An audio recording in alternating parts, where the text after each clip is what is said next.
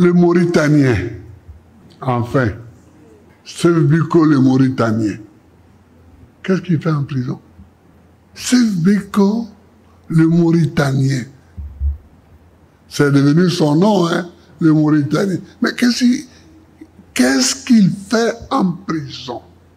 Et puis, moi, j'ai été étonné, pour moi qui ai été chef d'État, d'envoyer un Grumman, c'est-à-dire un avion de la flotte présidentielle, aller jusqu'en Mauritanie pour chercher un cyberactiviste et le ramener à la Maka ici, Abidjan, Nouakchott, Abidjan. Mais c'est honteux. C'est honteux. Mais s'il est là-bas, qu'il pianote sur ces trucs pour critiquer, mais vous le laissez insulter, vous le laissez critiquer.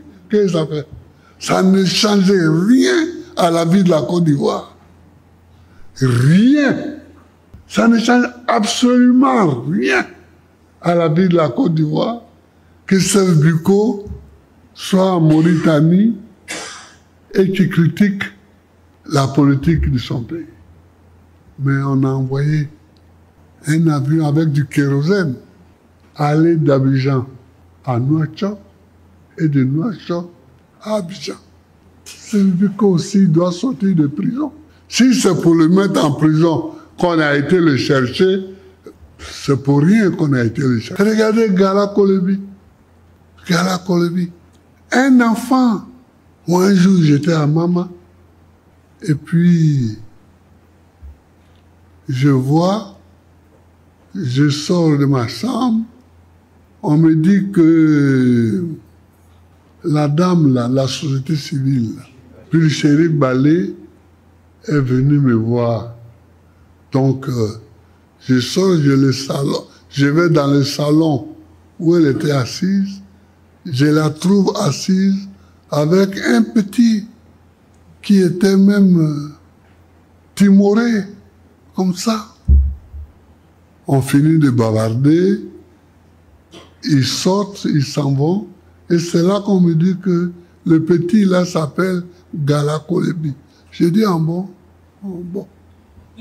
Puis quelques temps après ici, on dit des gens encagoulés sont rentrés chez Gala Kolebi, ont mis le revolver sous la tempe de sa femme, et puis sont partis avec lui.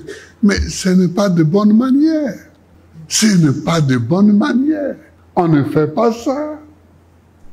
Un petit gars, si vous voulez l'arrêter, vous le convoquez dans un commissariat à côté, et puis vous l'arrêtez, mais vous n'envahissez pas sa maison avec des gens en cagoule, avec un pistolet, comme s'il s'agissait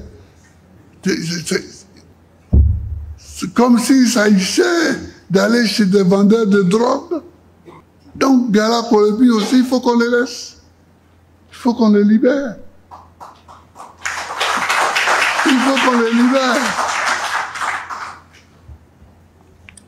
Bon, le plus honteux, ce n'est même pas ça.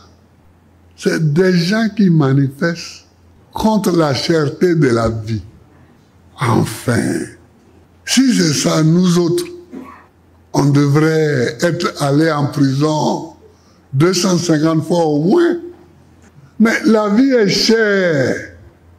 Le prix du kilo a augmenté. Le prix du kilo du riz a augmenté. Le prix de la viande a augmenté. Le prix du piment a augmenté. Le prix de l'oignon a augmenté. La vie est chère. Est-ce que dire ça, c'est dangereux? Parce que la prison, je vous apprends qu'elle est créée pour mettre des gens dangereux à l'abri de la société. Pour que les gens qui sont dangereux pour la société soient enfermés quelque part en attendant qu'ils réfléchissent avant de les faire sortir. Mais des gens qui manifestent contre la cherté de la vie, ce ne sont pas des gens dangereux.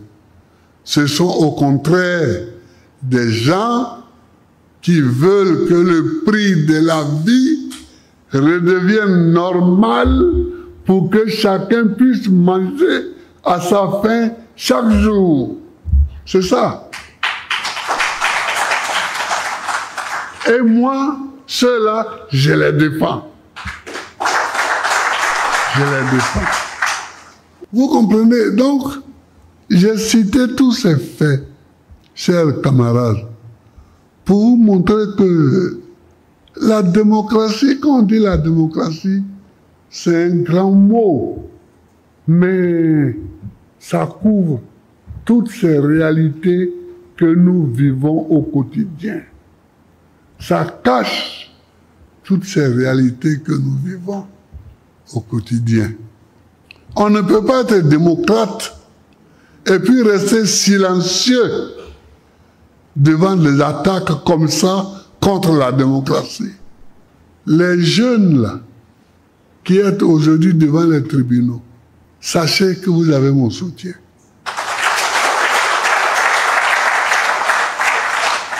Sachez que vous avez mon soutien. Mais dans des pays sous-développés, que vaut le soutien de quelqu'un qui n'est pas au pouvoir? Mais vous avez mon soutien. Même si ce soutien ne vaut pas cher, vous l'avez quand même. Quelquefois, on désespère en regardant les Africains agir.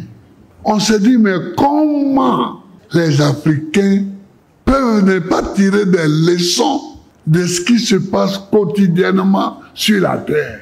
Comment? Les Africains ne tirent pas des leçons. Il y a plein de pays où on a cassé les maisons.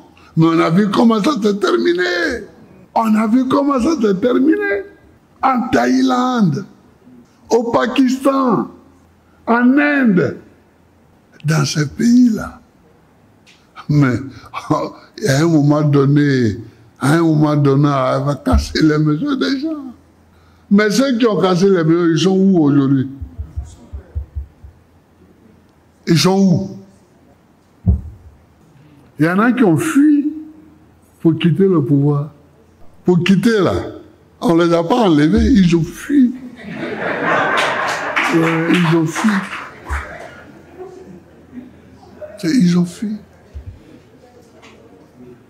Et c'est en Afrique, on ne comprend pas. Les gens agissent à travers le monde.